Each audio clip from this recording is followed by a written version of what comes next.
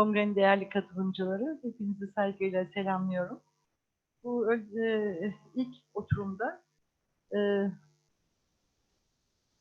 tane bu konuların hakimi arkadaşlarımızı dinleyeceğiz.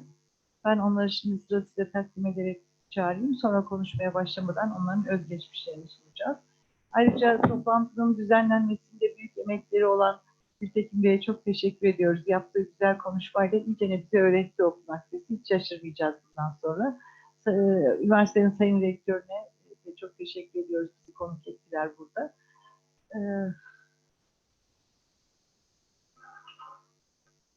Açık Bilim göründüğünden daha fazlası adlı konuşmasıyla Doktor Paolo Masuzo bize eşlik edecek. Burada mı? Doktor Paolo.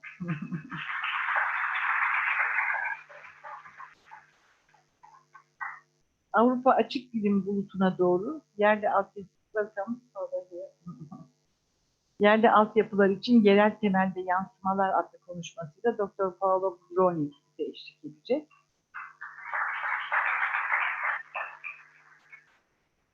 İspanya'da açık bilimi anlatacak Doçent Doktor Eva Mendez Rodriguez.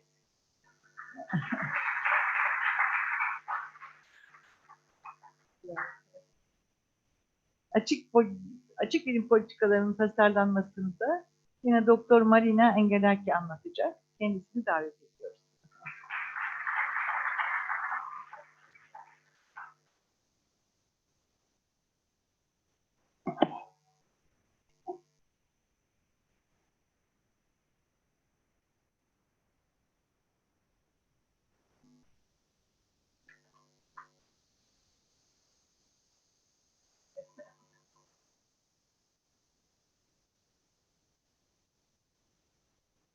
İlk konuşmacımız Doktor Paolo Masuzo, Belçika'da Gent Üniversitesi'nden biyoinformatik alanında doktora yapmış. Ve bu veri konusunu kendisi büyük bir tutkuyla sahibini ifade ediyor. Doktora sırasında açık erişim, açık eğitim ve açık veriyle ilgili open konuda çalışmış. Şimdi kendisi yine aynı üniversitede açık bilim ve MOOC'ların Open Science yönetim kurulu üyesi olarak çalışıyor.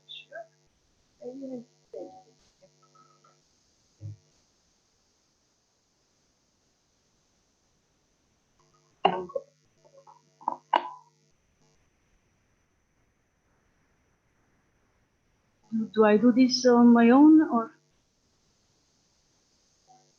skip twice? 1, 2, voila.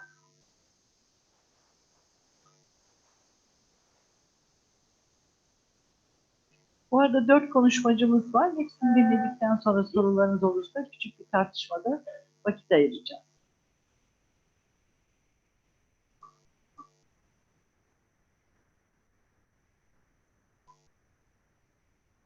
Okay, thanks.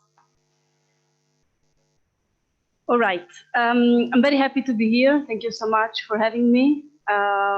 Thank you for the organizers for the kind invitation. Thank you for the translators, of course. I'm Italian, so I tend to speak fast, but I promise I'll do my best not to go too fast, so your work is not too hard.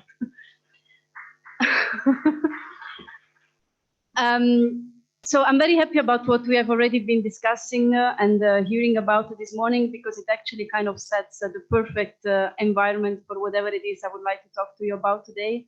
And that is that I really believe that we have only just beginning to scratch the surface of open science and benefits that actually can do to universities, to institutions, to researchers, and to society at large.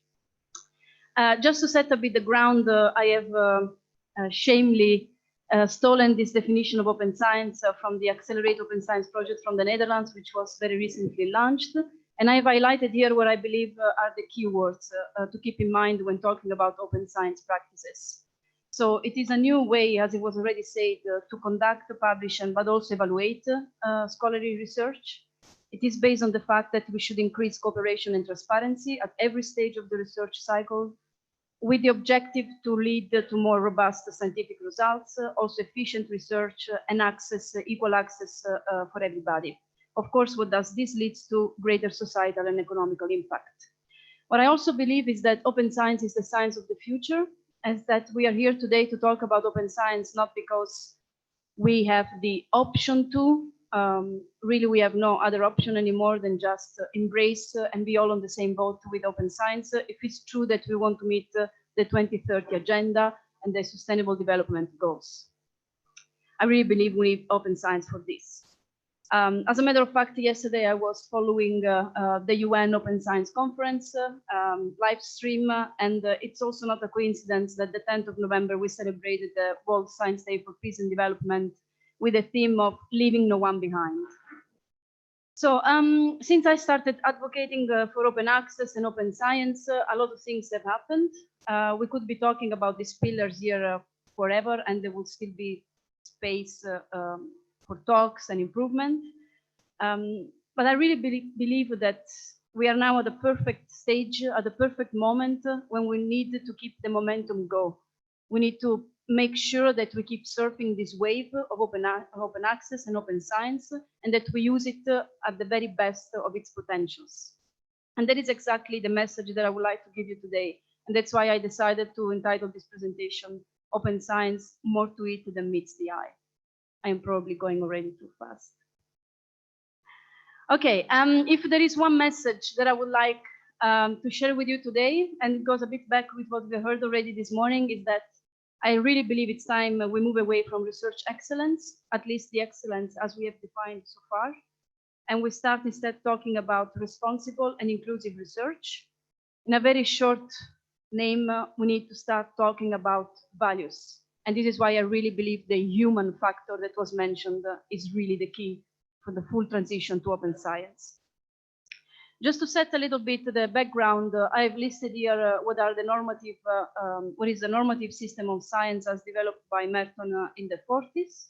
On the left, we have the norms, which apparently are supposed to be kind of common principles that should regulate the scientific behavior and scientists in the scientific community, from communality to universalism, disinterested and organized skepticism.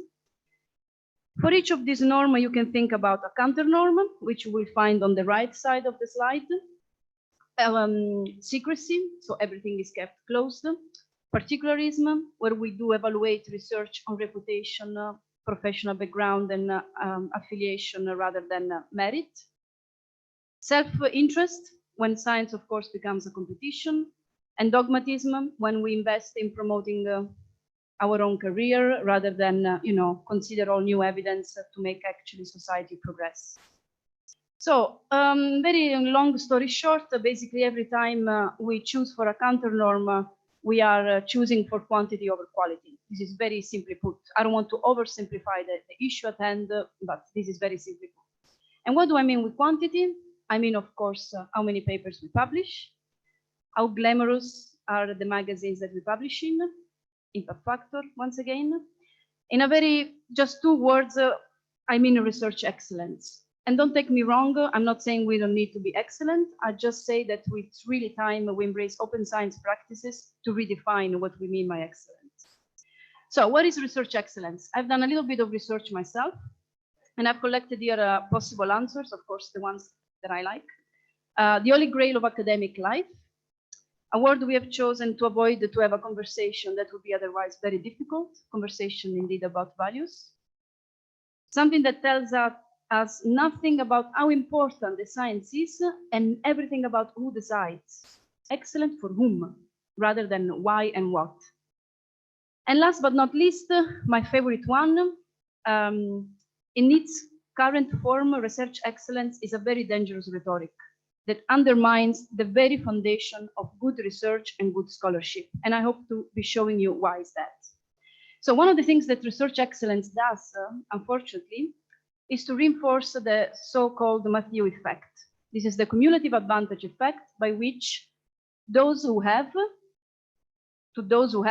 more will be given, and those who have little will be taken away. And I believe open science is there to make sure that this doesn't happen anymore, or happens to a less extent. So I'm trying to focalize this here with this graph of resources over time.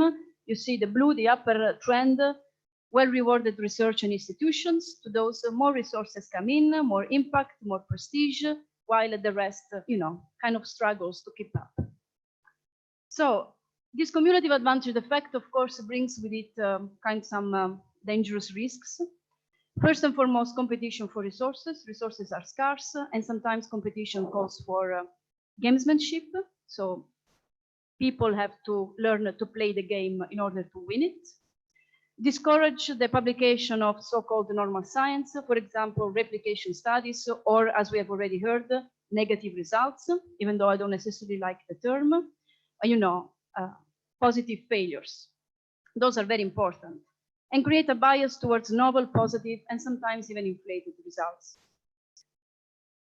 The other aspect that I believe it's not really talked about these days is the language. I'm very happy to see here that the service is in place for the translation back and forward.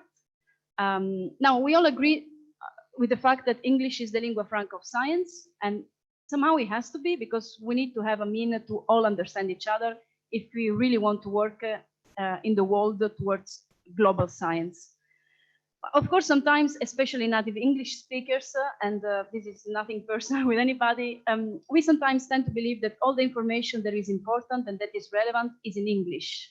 And this is absolutely not the case. There are some risks associated with this. First and foremost, overrepresentation of positive and or statistically significant results. Again, why is that? Because those are published in high impact factor journals, and those are usually English written journals.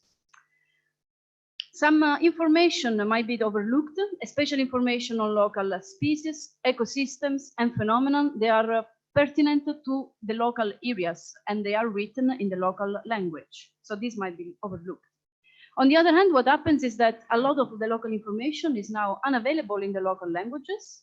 Again, because local scientists believe that they need to be excellent, and to show that they are excellent, they have to publish in high impact factor journals, i.e. in English. For example, this has happened with some of the Cielo Brazil journals, which were originally in Spanish, and now they moved to English. Of course, what this means that there is a real knowledge transfer problem, because policymakers, practitioners, the public at large doesn't have access, and we know why it doesn't have access, first and foremost because of the paywalls, but doesn't have access into the current language because everything is in English. So this information cannot really be used. So I really recommend, if you're interested in this, to read this very nice work from this year from Cameron Naylon about research excellence, and how it is, you could compare it with a neo-colonial agenda, that in a way, the way we have defined it so far, it kind of reinforces systemic bias in power structures, it reduces diversity, and it excludes a lot of participants from the scholarly process. If it's true that with open science, we want to be as inclusive as possible in the scholarly process, then research excellence in this way does not stand in the same equation of open science. So we really need to find a way to make sure that we use science for the benefits of everybody, instead of letting it become a tool for oppression, for divisions, and for even more barriers. How are we going to do that? I really like to talk more about failed tales. This goes a little bit with what we have heard before about negative results. We need to talk, it's not only a matter about publishing failures, negative results, null results, however you want to call them. It's also about talking about these failures. When we go to seminars, when we do lectures, when we talk to our students, even when we present at conferences, it's good that we present the shiny results. It's also good to tell, especially early career researchers, not everything just works out all the time. Because if we do that, we send a message that everybody belongs in science, and that we have the right to fail at science, because with this right, we can be innovative. It's called experiment for a reason. The other thing is that we need to talk more about things like mental health. I say we get rid of the impact factor once and forever. People who know me know that I've been advocating for this for a long time now. It's the happiness factor. When we talk with professors or with students, we need to ask them, don't tell me the highest impact factor publication you have. Tell me how happy you are in your current environment. How satisfied are you with the mentorship and the leadership that your supervisor is providing you with? We really need to talk about these things that make better students, and therefore better next generation of scientists. So papers, impact factor, money cannot be the only currency in science. We have already heard about impact factor, even too much, I would say, for my taste. This is a very interesting study that I recommend you to read if you have not done that yet, because it shows that there is an attitude-behavior gap. It looks like if you ask scientists how much they care about the impact factor, they care a certain number. If you ask them, how much do you think your peers care about impact factor, that number is way higher. So there is this kind of perception. Yeah, impact factor is real, while, you know, actually we don't really care. So we should stop pretending that we care, which means we also have to keep open the conversation positive about this and tell each other, yeah, I really don't care that much. Also, if we have signed the DORA, and DORA is a great declaration to be signing as an institution, as a university, we need to make sure that then there is an implementation of the DORA principles. Having signed is not enough. So perhaps the institutions present here should look at their review, promotion, and tenure guidelines to see if they need a revision or not. The other thing that we need to do is also to realize that language barriers are there, as I said before, and that science can also be published in other languages. So we need to start promoting language diversity in research assessment, evaluation, and in funding systems. Scientists cannot be dissociated from society, and we need to start promoting dissemination beyond academia, dissemination with the society, connection with the culture and with the heritage of specific countries. I really believe this is important, and this is just one of the initiatives out there that is trying to promote the fact that science happens in all languages. So how do we make this happen? This is exactly what I was saying at the beginning of this presentation, that I believe it's time that we start talking about open science is a good term, and the definition I've chosen, I believe it's a pretty beautiful and neat one. But open science without inclusive science is nothing. We can talk here forever, and we can have another 100 of these meetings, but we need to start keeping in mind specific key factors. How are we going to do that? So by all means, here I have a big disclaimer to make, is that by all means, I'm not an expert in these things. These are things that I advocate for because I care deeply about them. So I have done a lot of studies to understand this on my free time. Just to set a bit of background, I want to go with you through these three words: diversity, inclusion, and inclusiveness. What does it mean to work towards diversity? Diversity is achieved when you are capable of attracting different people of diverse backgrounds, skills, and experiences. Also diverse physical and mental backgrounds, skills, and experiences. Inclusion is when you take this diversity and you actually empower it. So to have a diversity in your environment without then inclusion measures in place doesn't mean much. This means that you provide the best environment for your people to actually use the best of their backgrounds, skills, and experiences. And then inclusiveness. I mean, it gets very complicated very fast, and I will not go into the details, but I have highlighted here what I believe is super important. Inclusiveness is only achieved when you include in the conversation groups or members that we have forgotten so far, for one reason or another. So groups that were previously excluded. How do you measure that? In terms of eligibility, opportunities, how much power, leadership, and decision-making you give to those people. This can only be achieved when the members share and don't compete for the resources. So this also means that, again, research excellence, the way we have defined it so far, doesn't really play in favor of inclusiveness. So how do we go from open science to inclusive science? Well, I want to argue here that actually the step is very, very small, should be very small. If you really think about open science, there is only one thing that links all the different flavors of open science. And actually, fundamentally, if you really think about it, the only thing is inclusion and diversity. And why is that? If you publish a preprint, a very early record of your results, you do that also because you want to attract as much diverse feedback from the online community as possible, diverse critiques. We have been talking about fair data, this beautiful principle, for a long time now.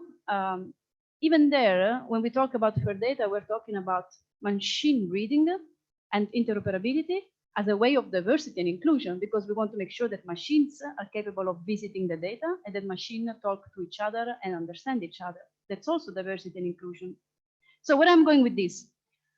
I'm going towards the point that we have talked about diversity in an implicit way because of the way we have defined and worked towards open science efforts, but we have not focused it in an explicit way. So we have perhaps, and we are perhaps privileging the diversity of machine readers over underrepresented minorities, and this can no longer be the case. So equity, diversity, and inclusiveness cannot be an afterthought. This cannot be something that we put open science policies in place and then afterwards we realize, oh wait, I would be inclusive enough. They need to be at the foundation of whatever it is we're trying to achieve with open science, with an open science transition. And this is why I really believe it's up to each and every one of us to do equality and diversity work. Most importantly, I think because it's the right thing to do, but also because it's good for the business, right? It is what actually drives innovation. Without diversity and without inclusion, we cannot develop new ideas. We can, but only to some extent. We need them to push boundaries and to create knowledge. How come there is still a lot of work to do? And this is where I kind of found myself a bit puzzled when I discovered this thing that I'm going to share you with a moment. So researchers, early career researchers, postdocs, junior PIs, they're already pretty busy. Their hands, they have quite some workloads, 24/7 emails, grant applications, continuous asking for funding, conferences, poster sessions, you name it. Supervising students, really, you name it. So perhaps we have already created an academic culture that is per se a very big diversity and inclusion problem. And this is really what blew off my mind. This culture that we have created, the same culture that I've experienced doing my PhD, where the more and the harder you work, the more successful you're going to be because the more people will cite you, because you will publish in Nature, in Cell, and in Science. That culture is already an inclusion problem in itself because it excludes a priori a lot of people from participating in the conversation. People with mental disorders, people with physical limitations, people who simply have caring responsibilities or simply other priorities in life. So we need first and foremost to recognize that this is an issue because otherwise we can't change it. And then of course we need to look for how we're going to change it.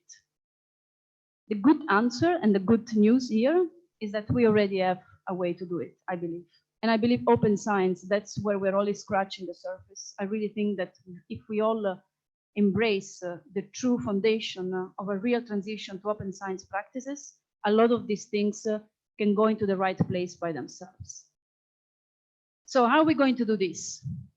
I have created what I believe is a beautiful image, where on the left, you kind of had the economy of attention and the, let me say, research excellence driven culture, where you chase the impact factor, you obsess over citation numbers just to show that your H index is high and that you're a respected scientist, with a quest for visibility, kind of an egoism and an interest, self-interest that reinforces inequality, which of course also leads to irreproducible research, shiny, sexy results, sometimes honorary authorships, lack of replication studies, all the things, that we know science is broken, blah, blah, blah. I wonder how they translated blah, blah, blah.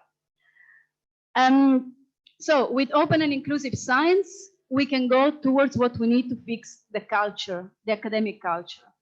Fair academic assessment, recognition of diversity, inclusion, and mentoring work, support for mental health, which is so much needed at the very, very stage of PhD studies, for example.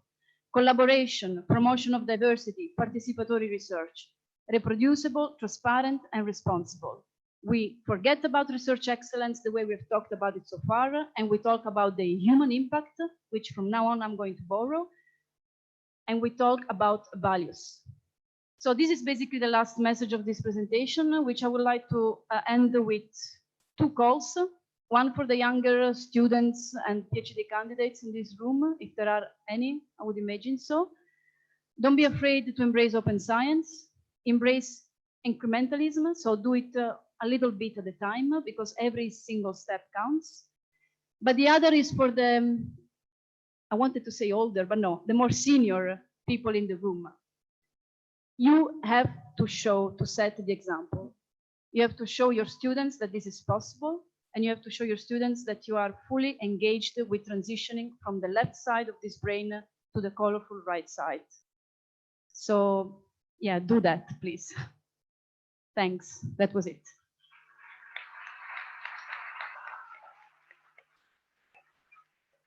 Thank you, Paola. Yes, we have you here. Thank you very much for this excellent speech. It was real, it was touching to everyone. It's very nice. Thank you. İkinci konuşmamız Doktor Paola Brown. Kendisi sanat tarihi ve romantik filoloji alanlarında doktora derecesine sahip. 26 yıllık bilgi yönetimi ve araştırma bilgi sistemleri alanında çalışıyor. Ayrıca veri yönetimi politikası geliştiriyor ve bu politikaların uyum konularında Avrupa'daki araştırma kurumlarına danışmanlık yapıyor.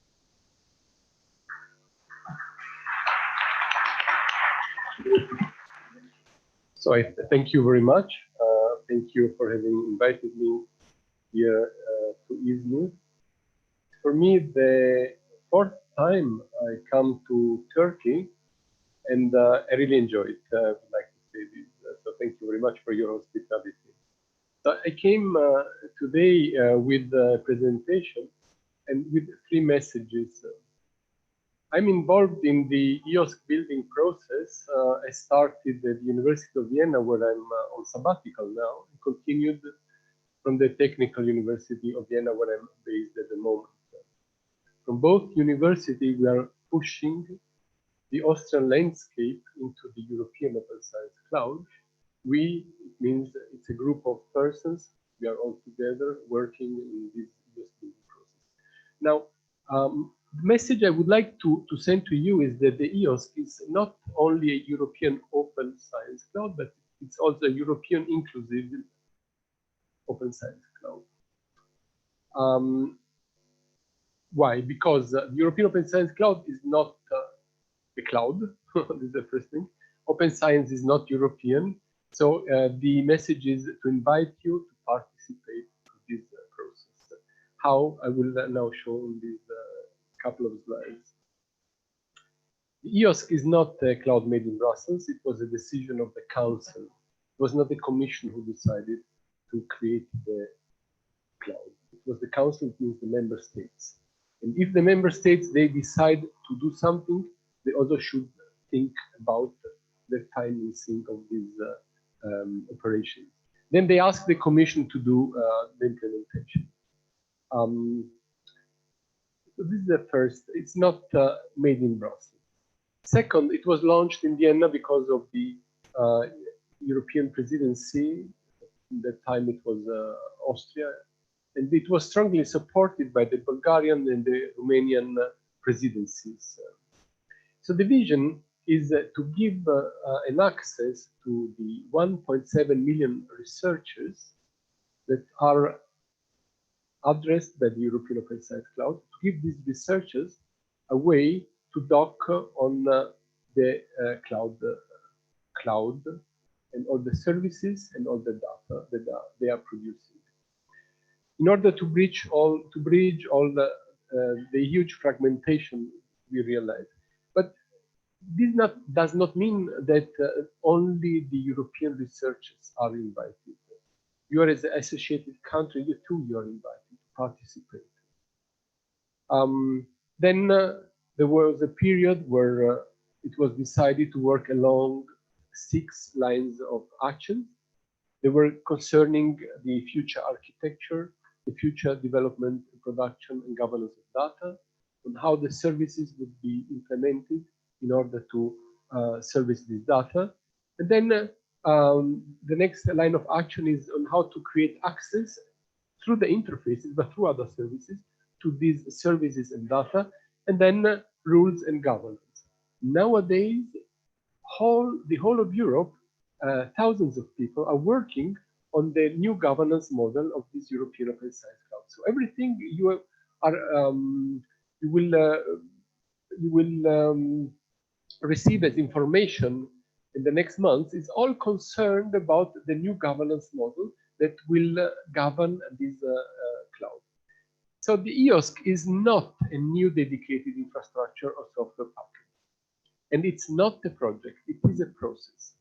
It's a process, and as a process, it is very dynamic. So the situation is evolving from day to day, and we are building on it. I would like to state that there is a link on this page. This link is then pointing to this article. This article was published in July, and this is an attempt on how to create some common terminologies on what the European Open Science Cloud is. So at the moment, we have the governing board, which is the blue box on the top. The governing board is a strategic body. Then we have the executive board, which is an operational body. In the governing board, we have the representatives of the member states, and in the executive board, there are 17 experts working on 5 working packages in order to create the future governance. And we also have the Stakeholder Forum and the working group. So the Stakeholder Forum, for example, is going to gather and to organize the EOS Symposium next week in Budapest. On a regular basis, these people are gathering together and creating impulses for the executive board. And since the beginning of this year, we also have the Secretariat. The Secretariat is a project for 2.5 years time. We have 11 partners there. Me, I'm a member of this Secretariat, and one of my tasks is to work on the researchers' engagement. My other colleagues, they're working on other forms of stakeholder engagement. So, for example, on how the European Open Science Cloud should work with industry, on how the European Open Science Cloud should work with huge infrastructures yet existing in Europe, and so on and so on. Here are the links. There are a lot of projects supporting the EOS building process, around 50, and some of them are here. So Freya, Ocre, the EOS Cup project, OpenAIRE project, which is an EOS building project. So this conference is an important and relevant brick in this effort. Then Research Data Alliance Europe, then Infra Central, EOS Cup again, and then the Secretariat. The Secretariat is here to create support. It's a 360-degree support for the executive board. The main objectives are 4. So co-creation and funding opportunities. I will spend some more time on this because we have an offer. Then to liaise, to create a liaison platform, I would like to invite you to participate in this platform, to send questions, to read the answers from other colleagues, and to liaise to the European Open Science Cloud. Then we have the Stakeholder Forum. If possible, participate to the Stakeholder Forum. You can do it by traveling there or via remote access because it's streamed. And then the Secretariat is setting up an operational framework supporting the EOS governance. So it's servicing the board and the governing board. These are the partners. And me, I'm based at the Technical University, as I said. So these are the 3 entities working together at Technical University. It's the Faculty of Informatics, the Center for Research Data Management, and the library. I am based at the library. So why I'm showing this slide? Because it's a way on how to show on how the different entities or organizational units in one university gather together in order to push the idea of the development of the European Open Science Cloud. And why is our library involved in this? Because we think we are an incubator for innovative developments, and we actively support the user-centric EOS implementation. What are we doing?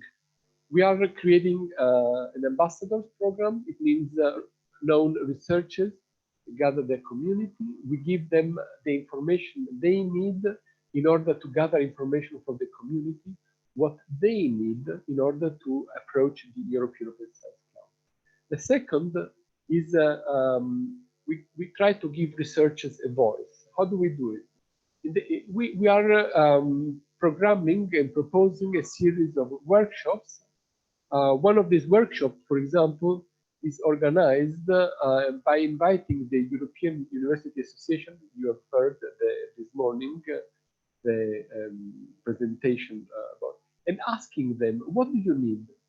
What are your main topics and questions? And this is the question we are, and I'm proposing you now. What are your topics? What are your questions? What is relevant for Turkish researchers and infrastructures to approach European Open Science Cloud? Please let us know. You have the channels through the liaison platform. The message we are sending is clear. In our vision, the European Open Science Cloud should support free usage of services, free usage of data that were possible, a lot of data, a lot of services. Our idea is to make a comparison with Eduroam. So we think, for example, that Eduroam is well known, is ubiquitous, transparent, it's a free point of view and extremely useful. This is the way the EOS should be. It has rules of participation. We all know how it works and how it is possible to token. It has a system architecture, including security. It provides specific microservice, and it deals with user data, and it has a governance. This is very simple at the first look. It's very complex if you imagine the work we are doing, because we are more than 28 countries. So we are creating this environment, but this is the comparison we like to use in order to explain on how it should work.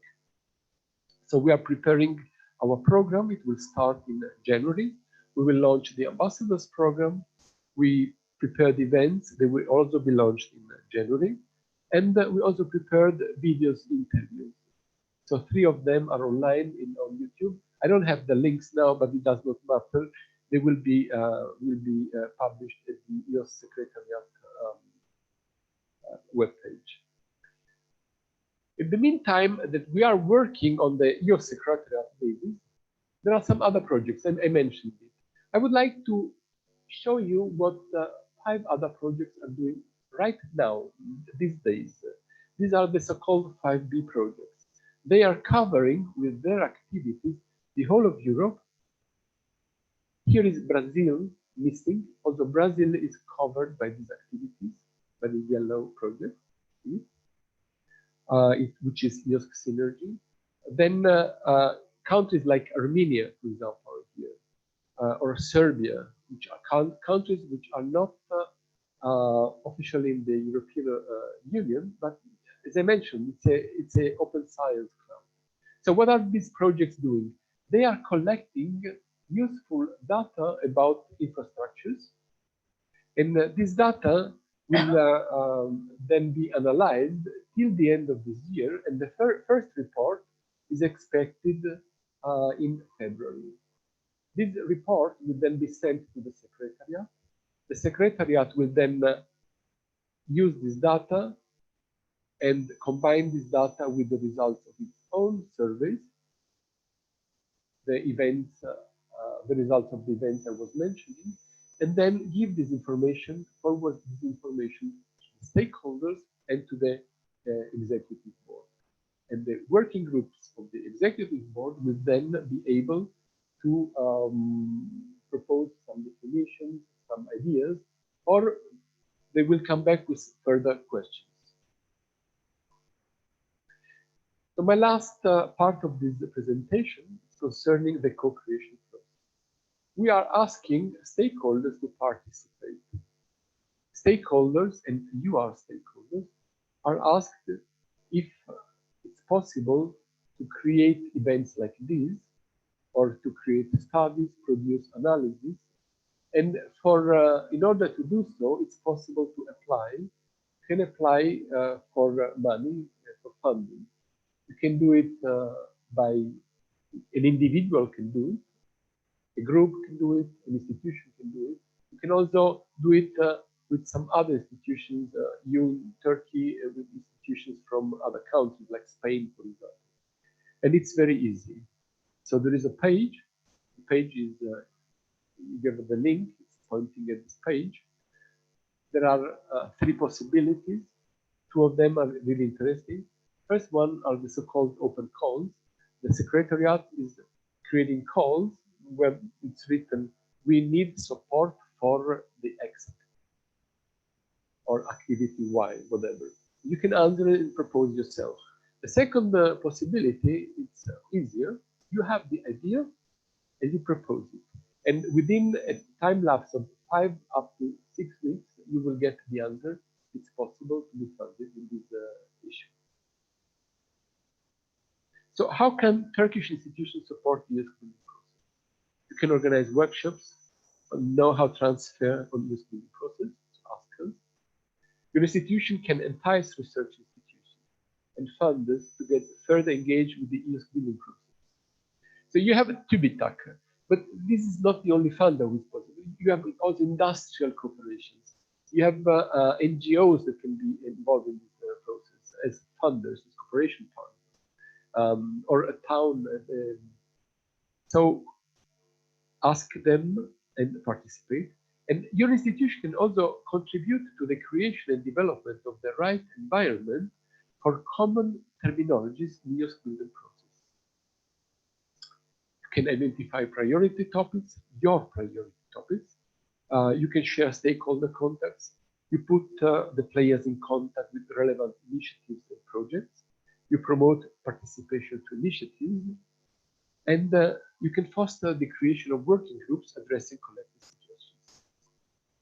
These are the stakeholders you can address, which are your researchers, your research support, the researcher and research support, national digital infrastructure, national funded projects, research and academia organizations, policymakers at your institution. What can be funded is written in a very simple way on the web page. Participate to the liaison platform, and as mentioned, next week we will have the symposium of the stakeholders. So I thank you very much for your attention.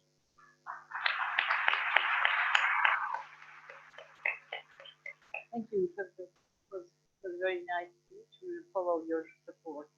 Thank you.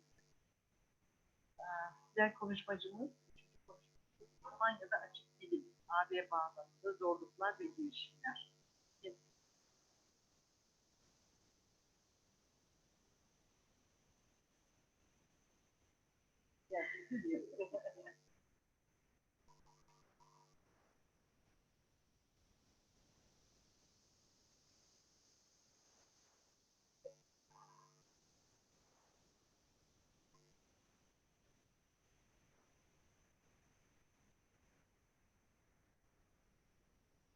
Okay, good morning. That's much better.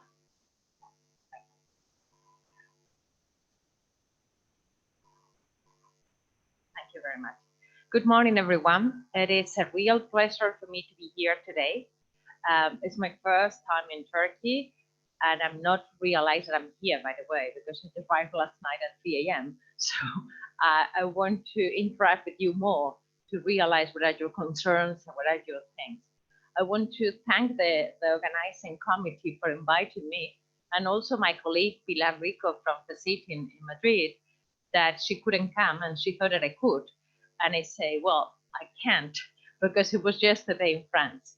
But somebody of this team working in this Open Science National Conference make the magic to have me here, and I'm very thankful for that.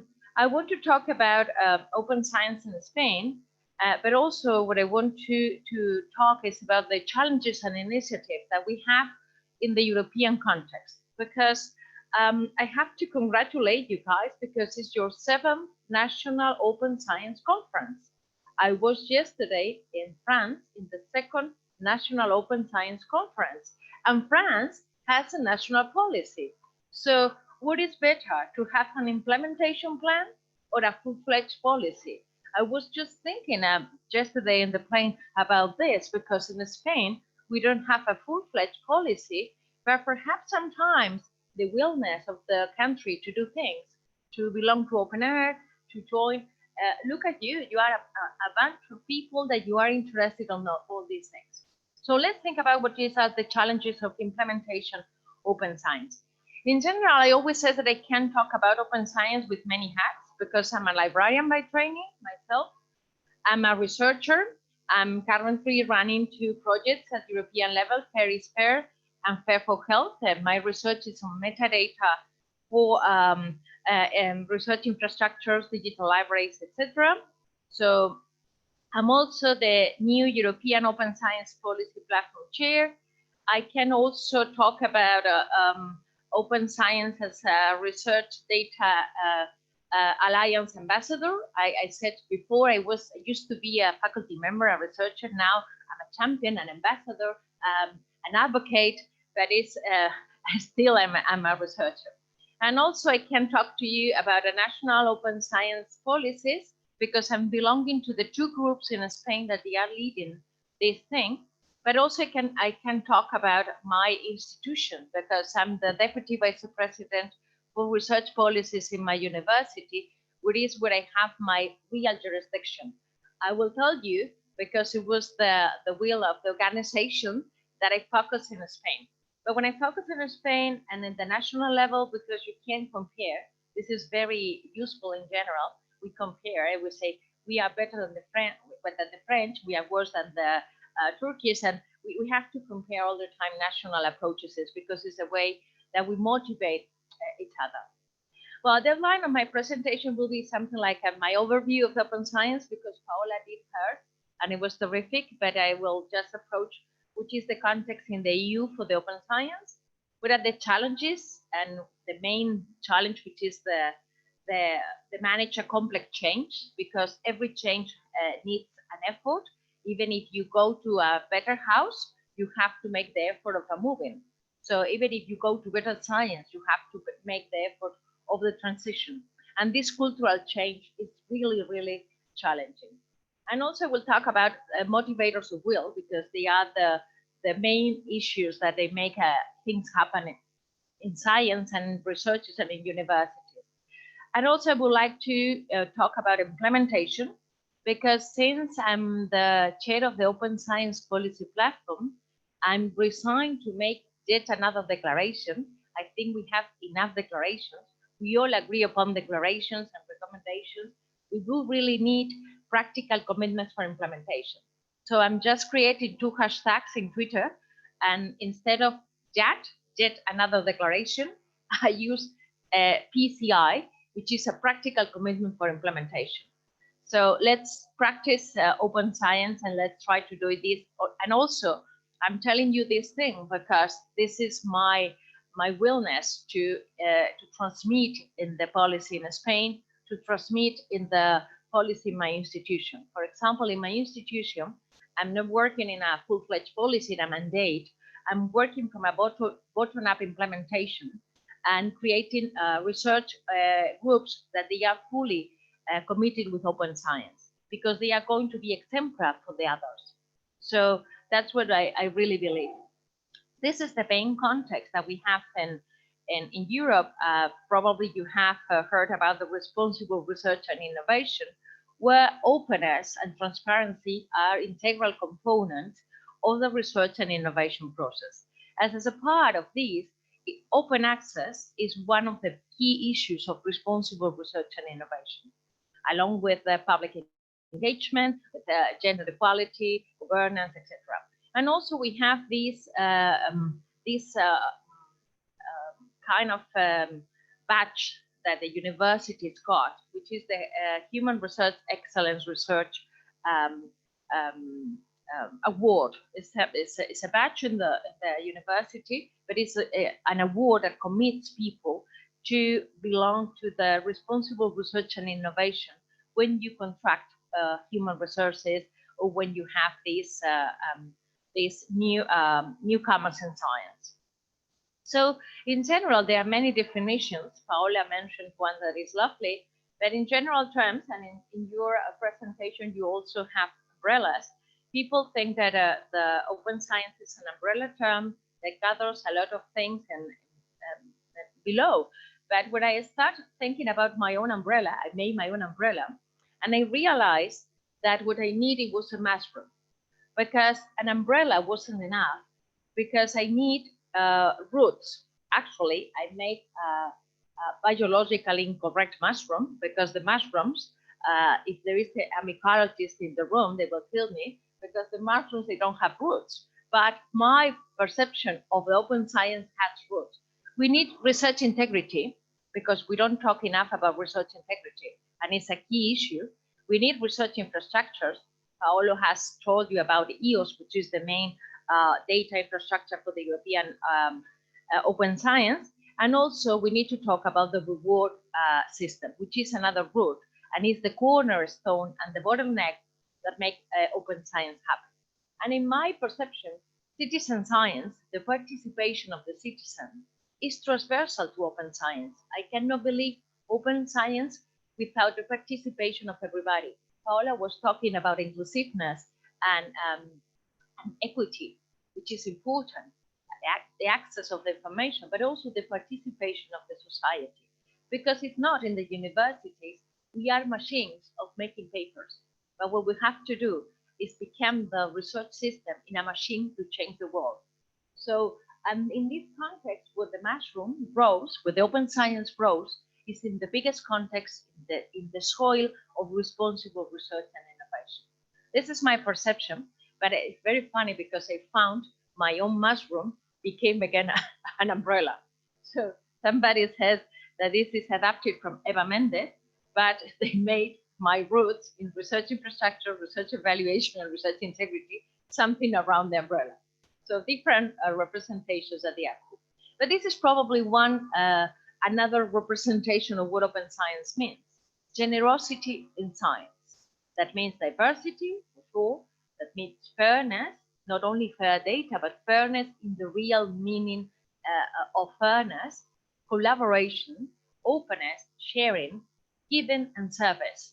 When in the comparison that Paola made, is something like she used selfish, and I use generosity because of the contrary.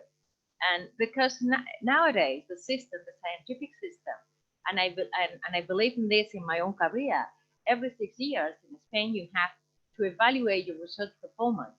And I feel fresh because of the system. I have to publish where they told me to publish and not be a generous open scientist, because the system doesn't motivate you to be like that.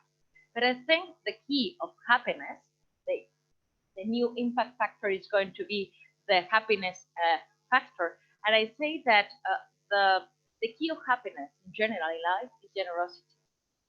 The key of the evolution of science and make the researchers not only a career and a burden to make publications is to be generous. When you change the world, you probably will be happier than when you publish a paper, yet another paper. This is the status that we have. We have a lot of recommendations. Here you have the 4 previous high-level expert group reports about next generation metrics, providing researchers with the skills, careers fully acknowledging with open science, and the ALEA Code of Conduct of Integrity in Europe. And also, that's trying to open the report. And also we made our own recommendations with the Open Science Policy Platform. We made some recommendations that they were stakeholder based, because the Open Science Policy Platform, I'm not representing there Spain. I'm representing YERUN, the Young European Research University Network, which is one of the stakeholders with the European University Association, with the LERU, with the LIBER, which is the European Libraries Association, with the publishers, with other stakeholders. We are a stakeholder, a representative group of people. But what we did was recommendations for our stakeholders. If you are a library related to rewards and incentives, you can do this. If you are a university related with data, you can do this. But we also have, and I was just recovering this in my memory yesterday when I was thinking about the member states, the national perception, the Turkish perception, the French perception, the Spanish perception, what is what I'm going to talk about. We mentioned also recommendations for the member states. For example, we recommend to appoint a national coordinator, a person that is the particular representative that leads the process of open science in a country.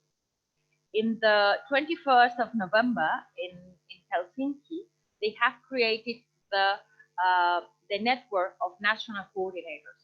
Actually, nowadays, there are only 5 countries that they have a full-fledged open science policy with the coordinator: Finland, Switzerland, France, Netherlands, and Ireland.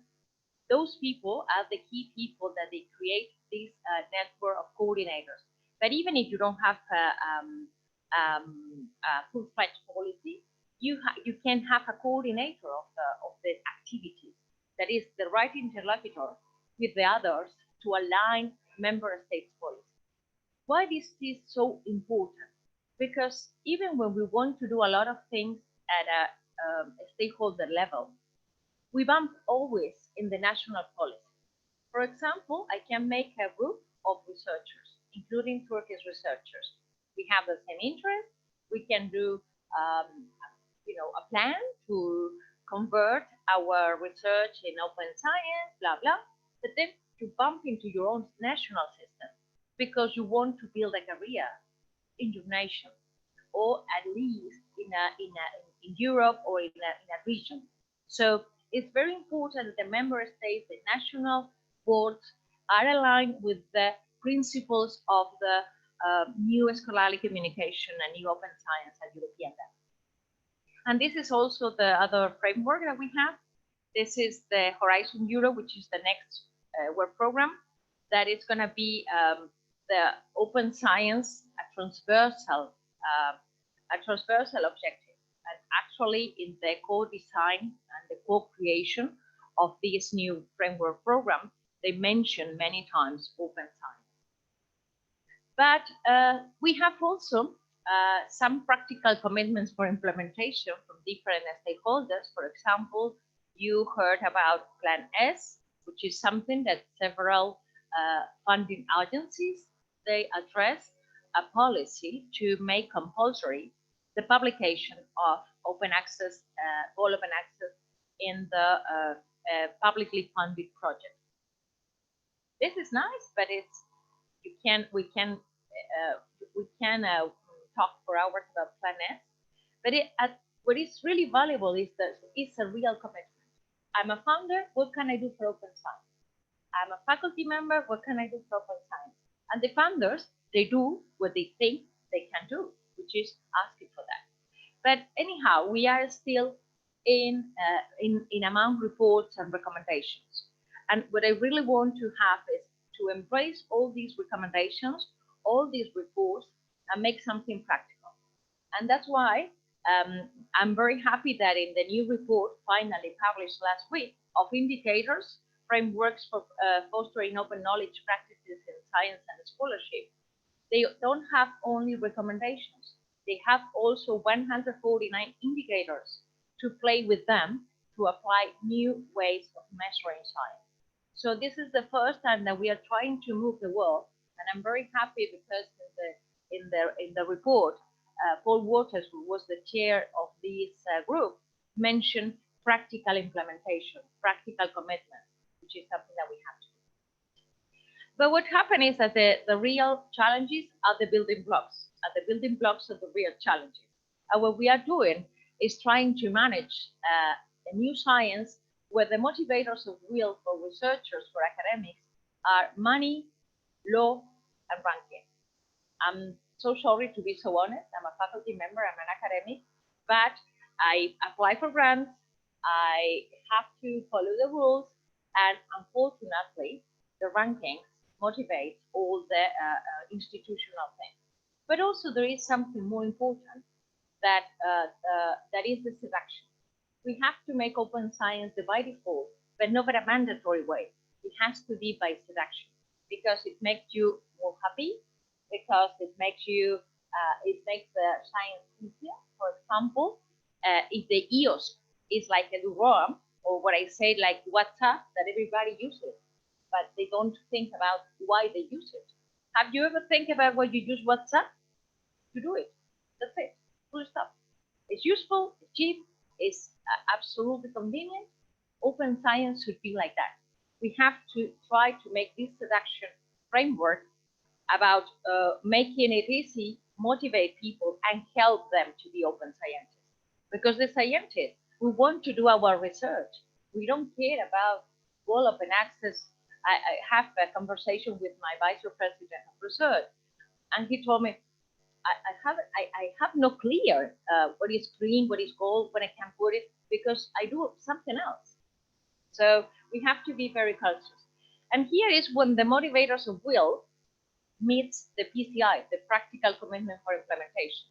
The new regulation, for example, the new European Directive of Public Sector Information, that from June this year is called the Open Data and Public Sector Information Directive, ask the member states specifically to put and support availability of research data in the and adopting national policies in that sense, and also mention fair principles, and mention the open as necessary and close as open as possible and as close as necessary, which is one of the principles of open data. From this moment, when we have legislation, we have to address the open data, which is one of the branches of the open science field. For researchers, it's more important open access because the publications is our key issue. I would love to have the data at the same level as the publication, so I can convince my researchers to share the data, but they tell me, what for? Nobody will, it's a lot of work, and nobody will give me any credit for that. So that's why we are working on that. And this is the layers that we have to tackle to make this cultural change happen, make it required, a policy, make it rewarding, make it normative, make it easy, and make it possible. Here, it is the seduction, the law, and also the motivation. It could be money, or it could be something else. And I think that Brian Nosek from Open Science Framework is an inspiration always. What are we doing in Spain? As I told you, there are countries, particularly 5. I just took the example of the French one because it was yesterday in Paris. They have complete open science policy. Means a commitment, and it's very fine because in the French one, they mention commitment, and commitment. But also, there is no policies without a funding. You can, if you don't have a funding, if you don't have money to implement the policy, a policy is just a bunch of nice ideas or a bunch of declarations again. So what makes a policy a practical commitment for implementation is what you have to invest on changing these things. In Spain, we have a very, very shy national plan for research and development, in my opinion, because they say that they will deposit all the publications in the open access repository, which is fine, but then they say that they can or cannot include the data of research. That's why I say that it's a very shy policy from the motivator of the money, because this is the plan for making funded Spanish funded research. And also, we don't have a policy yet. It was very funny because this is a conversation in Spanish. I don't pretend that they translate Spanish to English and then to Turkish, but it was something that a guy from the FECIT mentioned in Twitter, that the new ministry of Spain of Science at that moment, he mentioned the key policies of the new policy of Spain. And I say, what a pity that he didn't mention in the priorities open science. And he said, yes, he mentioned it. Look. He sent to me the slide of the ministry. It is on the slides, but we don't have a policy. It is on the slides, it's not the same thing. If you don't have a budget, it's just on the slide. It's on the slides of the ministry. But CSIC, which is the Spanish Foundation of Science and Technology, they are taking the lead on making things happen, and they have a strategic plan on how to motivate an innovation and open science and make it global, and also on pushing the open access to the scientific information. And in this strategic planning, which is also in Spanish, one of the main issues is promoting open science. And that's why, in the context of CSIC, the Spanish Federation Foundation of Science and Technology, they have created what is called COS, Commission for Open Science. It's the same in Spanish. And includes experts. I'm there as an expert, not as a researcher. It includes experts in intellectual property rights, which is a key issue too. Representatives for university libraries, representatives from Spanish Research Funding Agency, representatives from the researchers, representatives from the accreditation of the career. So they are the key people there that we have, the advocates, we have to convince the real policymakers to make things happen. For example, only my personal battle is if they include one sentence, only one sentence, in the evaluation of researchers, as they say, all the publications should be deposited in the repository, or should be, and two of them, open access. You don't explain how to do it, and the people ask me, and how are the researchers going to know that? And I say, if you put it in the regulation, they will figure out, because they figured out what was the journal impact factor, so they can figure out what is open access. This is the reality. And also in the conference of rectors, the CRUE, we have created also another working group that I'm part of that working group. I just split myself all the time. And in this working group, I also told them not make another declaration, don't make another statement, because we are plenty of statements. So we create this working group with a variety of people involved in different institutions and different working groups. And we create 10 commitments, declarations, actions for a Spanish university in February last year. And these commitments are things that we really can do. What can we do the universities? The universities, we cannot change the whole policy, but the universities can help. For example, motivating people to make a new policy, motivating the researchers with the internal mechanisms of reward of the university, motivating them to change the behavior.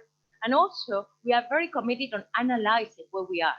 For example, something that we discovered that is very, very difficult. I don't know how it is in Turkey, but in Spain it's very difficult to find out how much we pay in APC, in author processing, in article processing charges, how much every university pays, because sometimes the money comes from a research project, sometimes from a department, sometimes from the library, sometimes from the researchers themselves. It's very difficult to know the landscape where we stand for to change it. But the point is that Spain is not, it has not yet a full-fledged policy, but has the will to make it happen.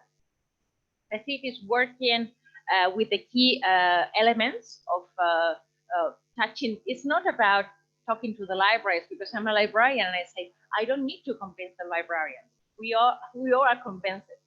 So we need to convince the politicians, the people that they don't know, what is the impact factor, that the impact factor is mathematically incorrect, that the impact factor is a pre-technological thing that we always pay also for accessing the figures. And the most amazing thing about these indicators is that we believe it.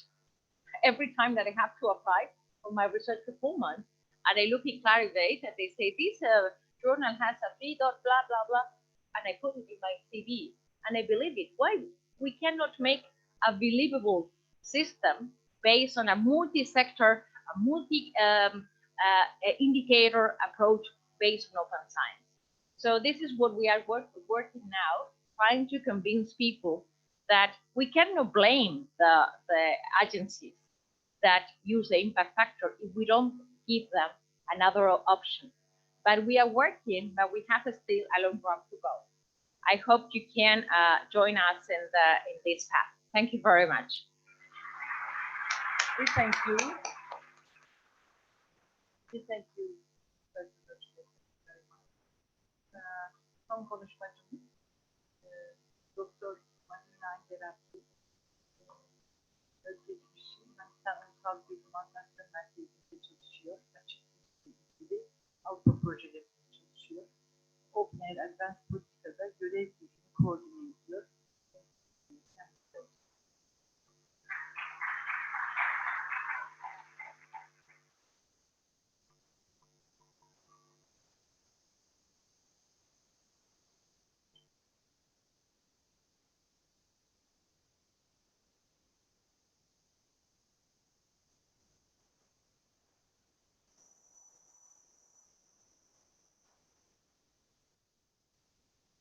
Thank you.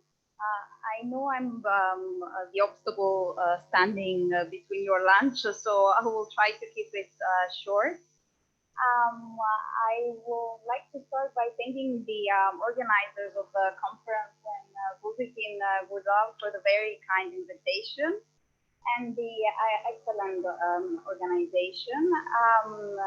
As it was mentioned before, I'm based at the National Documentation Center in Athens. It's a research institute, and my work has focused over the past years in the implementation of open science, open access projects, mainly dealing with open access and open science policies. So even though this is my first time in Izmir, it's not my first time in Turkey, and we have an excellent cooperation with Turkish institutions in designing and in promoting open access policies. So I'm very pleased to be here with all of you. So in terms of my presentation, I will be talking about the OpenAIRE Advanced Task Force on Policy and Legal Issues, focusing mainly on the policy part. Then I will present the Open Science Toolkit for both universities and research funding institutions, which is one of the key outputs of the policy task force. And then I will also refer to some of the examples of from other EU countries who are in the process or who have already implemented open science policies. And I will conclude with some issues, with highlighting some issues about ways of moving forward. OpenAIRE is mostly known to most of you as an infrastructure project, yet at some point it became clear that infrastructures and policies are basically two sides of the same coin, or mutually reinforcing elements of open science. As the Pasteur for Away project was coming to an end, this was a project that the National Documentation Center coordinated. We had Hacettepe University from Turkey as a project partner, with a key focus on the promotion and alignment of open access policies. But at that time, we were still talking about open access and not so much about open science. So as we were involved in both projects, in OpenAIRE and Pasteur for Away, we decided that it would benefit OpenAIRE and the open science community if we could continue the work that we have been doing in the context of Pasteur for Away within OpenAIRE. This is a cooperation that started in a more informal, let's say, way in 2016. And with OpenAIRE Advanced, it has taken a more formal role, in the sense that the project has created a policy task force dealing specifically with the promotion of open science policies. Early this year, it was decided to merge the two different task forces, the one focusing on legal issues and the one focusing on policy issues. As we saw that there were a lot of issues that were common to these two task forces, so we thought that it would strengthen the work that we do if these two task forces join their forces. So what does the policy task force do? The work is coordinated by the National Documentation Center. We aim at obviously raising awareness about open science policies in the different European countries and obviously beyond Europe. We also aim at capacity building and enhancing the competencies of our network in terms of the different open science topics. And the key issue is also the exchange of information and best practices. I think that especially the presentation given by Eva is very insightful in this way as to what we do within OpenAIRE, in the sense that it's always good to hear the examples from other countries to see what has worked and what hasn't worked. And this is a way of, we believe, a way of moving forward. The idea is not one of naming and shaming those that are latecomers in the adoption of open science policies. It's quite the contrary. It's to help them by showing how others have managed to adopt open science policies, and in that way inspire them and also support them in very practical ways in doing their work. So obviously the ultimate goal is the reinforcement and obviously the alignment of open science and open access policy. Obviously, one question is, why is all this fuss about the alignment of open science policies? Obviously, each institution or funder can come up with their own policies and adapt a policy that they feel fits best their needs. But at the same time, we feel that with aligning the policies, on the one hand, it's easier for researchers to adopt open science practices, because in this way they don't have to comply to different policies.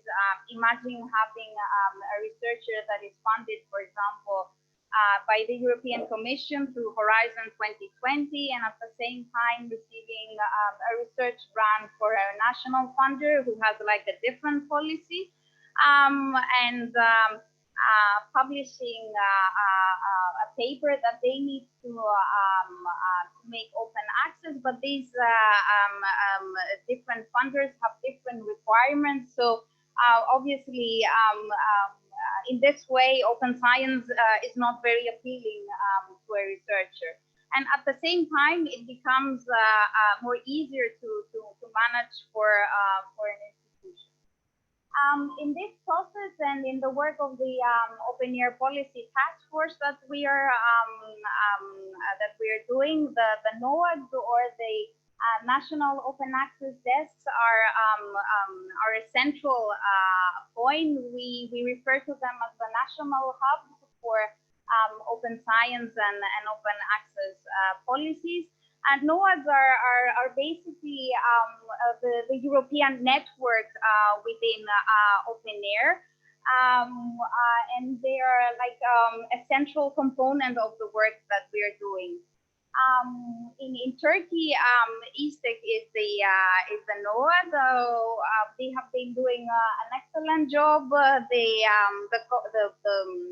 annual conferences that they organize, they are part of the work that they do within OpenAIRE, and obviously you know much better than me of all the other interesting things that they do at the national level. So this is a very NOADs are a very important element of OpenAIRE advance. They're the very soul of the project, and they have a key role in promoting open science policy. As I mentioned before, we started working more intensively since the beginning of 2017. And one of the key outputs of the work that we have done within the policy task force has been the creation of what we call an open science, open access toolkit for policy makers. It comprises policy templates to be used by research funding and research performing organizations. Both of these templates are available on Zenodo, so you can download them and consult them. They were based on the Pasteur templates, but we felt that there was a need to update them as a result of this shift from open access to open science.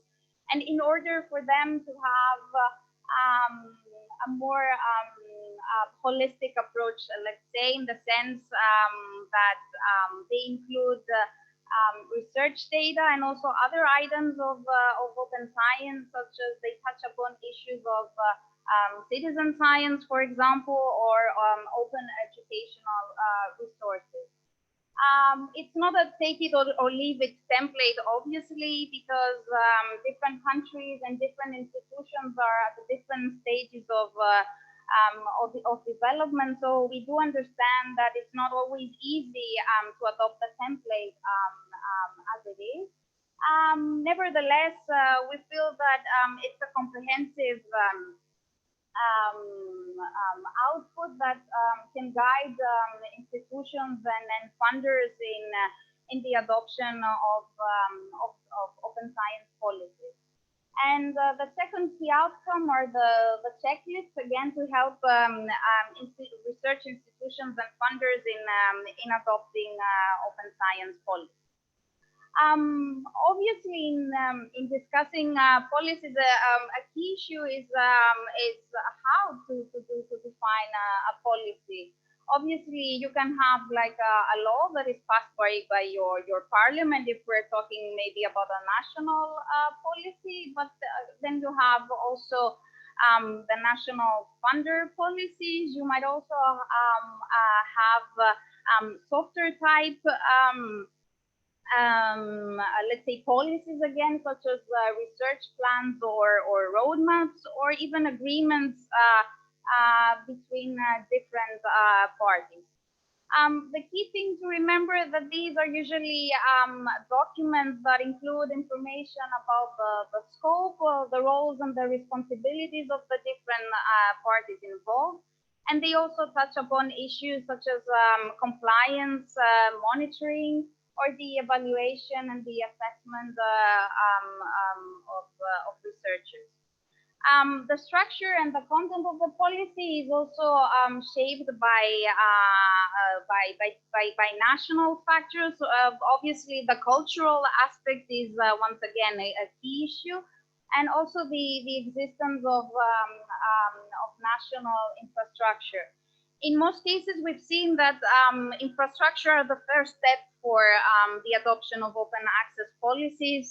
It's not the other way around. Usually countries first develop repositories, and then as a second step, they decide to adopt policies. I suppose because also it is a question of money, as again Eva mentioned, because repositories need money to be developed, whereas for the policies seem more easy to adopt, even though there are budget issues obviously involved when you actually proceed to implementing a policy. Throughout Europe, there are different types of policies. You have European-wide policies, such as the one of Horizon 2020, where all the researchers that are funded by Horizon 2020 need to comply in terms of providing open access to both their publications and data. You also have national policies, such as the one that was recently adopted in Cyprus, again, as a result also of the work that we have been doing in the context of OpenAIRE projects.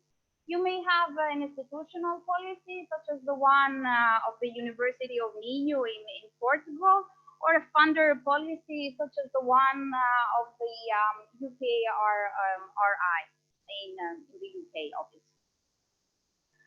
And then, as I mentioned, policies can be of various types, ranging from harder ones, mandating what the different parties have to do, to more soft type of policies. I think that Eva mentioned before the Spanish case, where the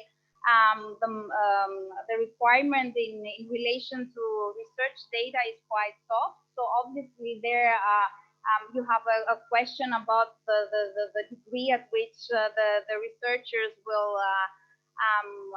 comply. So you see, when examining the different policies that are out there, the language that is used, you have policies that can either mandate, or they call, or they encourage, depending on how hard they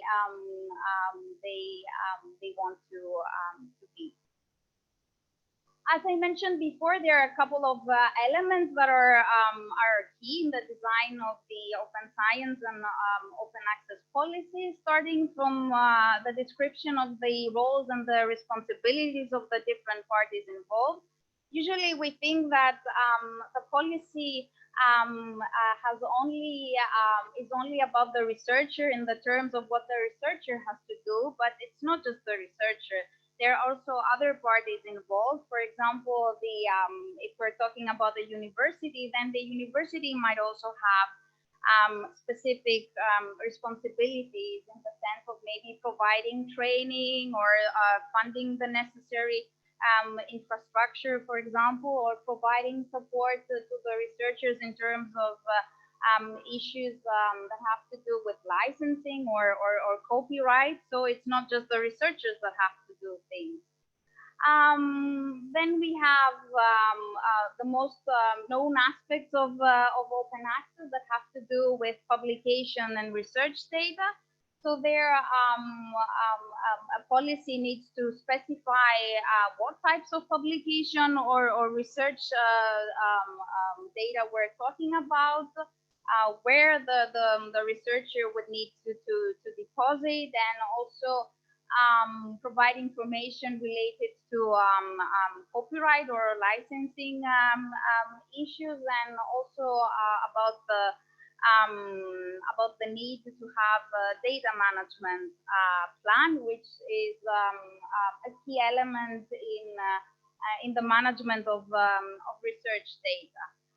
A lot of policies also have clauses relating to the review of the policy, and there it's also important for the policy to state who is going to and how often an institution or a funder is planning to review the policy. And obviously the issues relating to monitoring and compliance are also important. Otherwise, in most cases, you have a sort of a toothless policy, in the sense that if there is no way to monitor what your researchers are doing, and if there is no way to have a compliance mechanism, then we've seen institutions adopting policies, but at the end not doing much. In discussing open science policies, we feel that it's better to talk about incentives instead of punishing researchers, because it is it's a better way to encourage them and to take them more on board, instead of showing them that if you don't do this, then we'll cut your funding, or you're punished in a different way.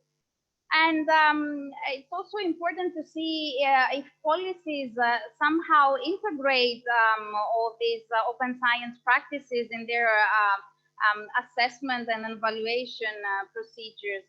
And here we'll touch upon one of the issues that was raised with Paula. We were discussing about this yesterday.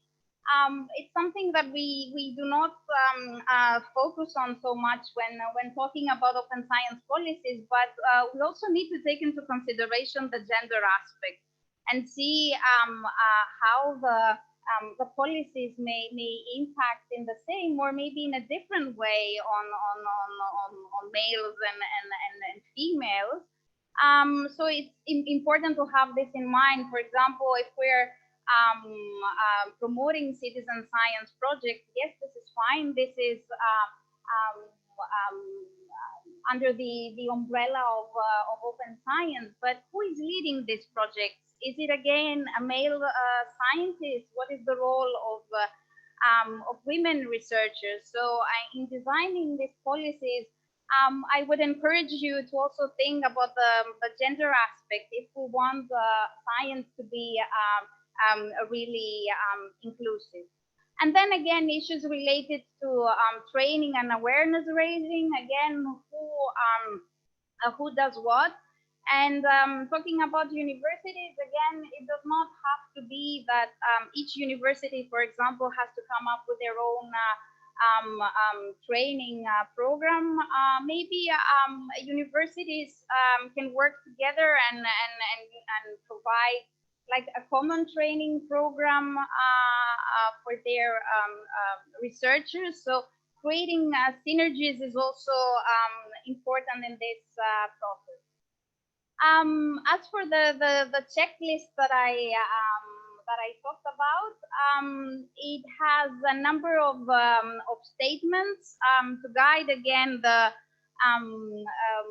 development of policies. It's not meant to show how good or bad you are, but rather to assess your readiness and see things that you might want to reconsider, for example.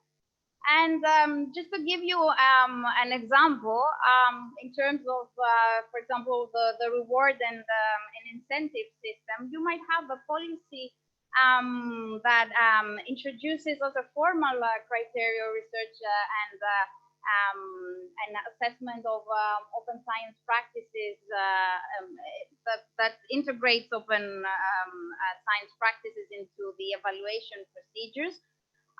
You might have you might move to a weaker policy where this is encouraged but is not embedded in the evaluation process, and even weaker policy is the one that does not have any related mechanism.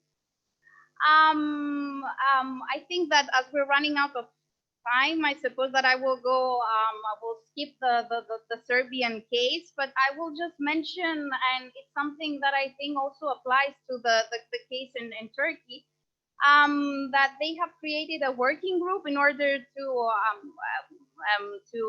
develop and adopt their open science policy.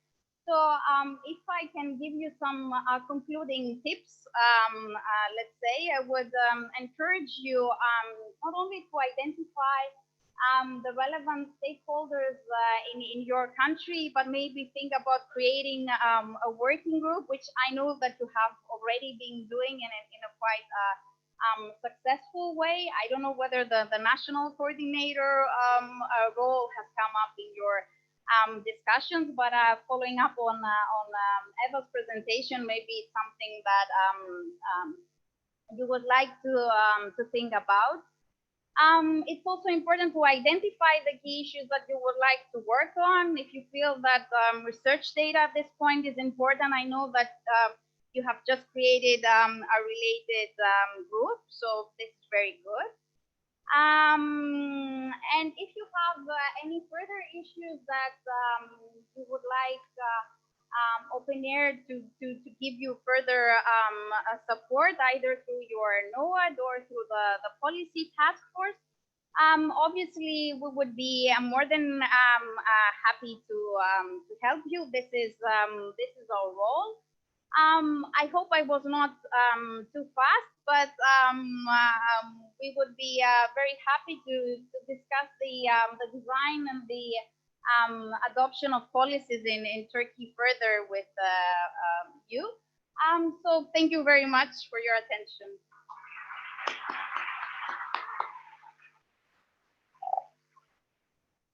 Herkes çantalarını topluyor ama ben birkaç soru sormak isteyenler vardır. Varsa eğer soralım, yoksa yemeklerde, koridorlarda da bu tartışmalar yapılabilir. Soru yok gibi duruyor ama ben izninizle salona bir şey söylemek istedim. Daire başkanlıklarından olsun, daire başkanları veya yardımcıları veya üniversiteleri adına bu toplantıya katılan arkadaşlarım tüm bu makalede dinledikten sonra üniversitelerine döndüklerinde rektörlerinden bir 15 dakika randevu isteyip konulardan söz etmeleri gerekiyor.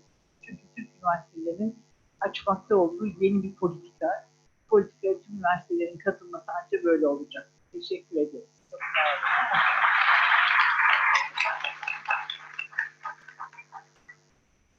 Sayın Komşuoğlu ve davetli konuşmacılarımıza bize vermiş oldukları bilgilerle eşsiz değer ve katkıları için teşekkür ediyoruz ve Sayın Komşuoğlu'na teşekkür belgeleri için Sayın Doktor Sayın Yusuf Bayan'ı sahneye davet ediyorum efendim.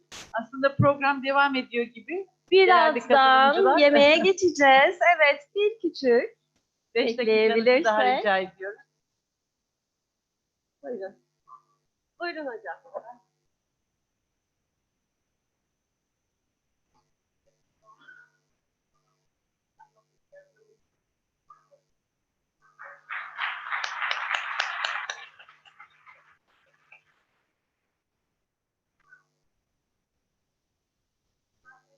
Oturumumuz konuşmacılarına belge ve sertifikalarını da oturumumuz başkanımız Profesör Doktor Sayın Sezer Şenler Komşuoğlu takdim ediyor.